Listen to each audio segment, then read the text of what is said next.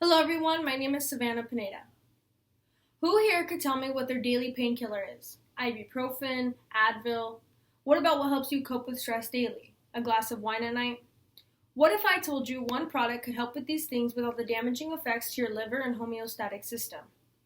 Today I am here to persuade you all on why CBD is the best choice of medicine for many basic needs. Some believe that because it is derived from the marijuana plant, this constitutes it as a drug. However, after this speech, you'll be educated and persuaded enough to change this idea and tear away that stigma. Day to day, millions of people use prescription painkillers or other medications that make promises to help pain, stress, etc. These products may help short term, but in the long run are doing more harm than good. I am someone who constantly relied on these over-the-counter prescriptions, but have now switched to using CBD, and it has helped me in a more clean and organic way while proving to be more effective than most medications. Today we will first discuss how CBD works in our bodies and how our body has a system that CBD is meant to target. Second, I will explain all of the benefits and shown studies proving how CBD has helped illnesses that prescription medications could not. And third, the effects of addiction caused by prescription painkillers and how CBD is a safer choice to ensure no addiction. Now that we have overviewed these 3 points, let's begin with how CBD works in our bodies and how our body is actually made to take in CBD. In this first point, we'll look at how our body processes CBD and a system in our body called the endocannabinoid system, which is supported by CBD. According to Ryan Crane's 2019 TED Talk, Rethinking Cannabis, the endocannabinoid system is a system in our body that regulates stress, mood, appetite, pain, inflammation, and sleep. CBD helps this system function and demodulate activity in brain regions involved in our stress response, like the amygdala. He later explains that CBD does not completely shut off one's anxiety, but lowers the volume, providing a calming effect so that you can continue about your daily activities and be productive. The endocannabinoid system has 2 receptors called CB1, found in the central nervous system, and CB2, found in the periphery system. Perry Fine and Mark Rosenfeld's October 2013 article, The Endocannabinoid System, Cannabinoids and Pain, states, cannabidiol agonist activity at CB2 receptors seem to account for its anti-inflammatory properties and both primary and secondary influences on pain. CBD is also known as cannabidiol and is an inhibitor to the CB2 receptor, which activates pain and inflammation. Our body already has this endocannabinoid system, regardless of any prior exposure to CBD. This process is what is meant for, and CBD is a natural way to access this system and help ease pain or stress. The naturalness of it leads me to my next point on how CBD can be better at helping with ailments that prescriptive medications cannot. There have been many instances depicting scientific studies or simple anecdotes depicting how CBD has been able to help people with illnesses or ailments better than any prescription medication has. I conducted an interview with Woke CBD owner Viviana Ramirez, and she explained several instances where her customers have explained to her how CBD has helped their pain in a more organic way, without the negative effects that prescription medications have tended to have on them.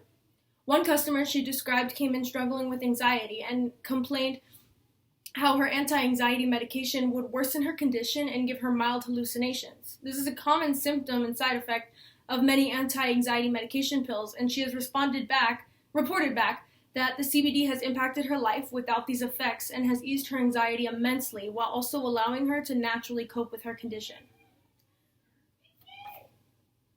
Dr. Peter Grinspoon's 2018 Harvard Health article titled Cannabidiol CBD, What We Know and What We Don't, explains the strongest scientific evidence is for its effectiveness in healing some of the cruelest childhood epilepsy syndromes such as Dravet syndrome and Lennox-Gastaut syndrome, which typically don't respond to anti-seizure medications. In numerous studies, CBD was able to reduce the number of seizures, and in some cases, it was able to stop them altogether. He also details that the FDA has recently approved the first ever cannabis-derived medicine for these conditions called Epidiolex.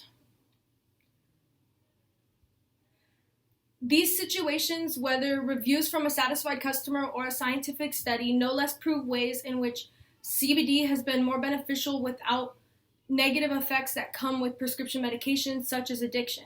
This leads me to my next point on how addictive prescription painkillers can be. Prescription painkillers are meant to help with serious pain. However, They can typically leave people strung out on these medications and reliant on them.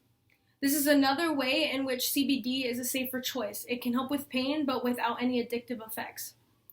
According to the CDC website on opioid overdose data analysis, nearly 450,000 people died from overdoses involving any opioid, including prescription and illicit opioids, from 1999 to 2018. And the first wave began with increased prescribing of opioids in the 1990s, with overdose deaths involving prescription opioids increasing since at least 1999. Many people trust that their pain will get better with these prescriptions, but eventually become dependent on them. As their bodies get used to them, they require more of the medication to relieve the pain, and this leads to tragic deaths year-round. CBD has yet to cause any person an addiction to it and reduces chronic pain by impacting endocannabinoid receptors and helping with inflammation. According to the World Health Organization's 2018 Cannabidiol Critical Review, in humans, CBD exhibits no effects indicative of any abuse or dependence potential, proving that CBD products can target the pain with no dependence on it that comes with prescription medications.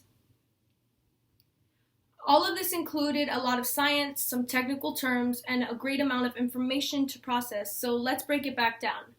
Altogether, we have discussed how CBD works in our bodies and the endocannabinoid system that is supported by CBD.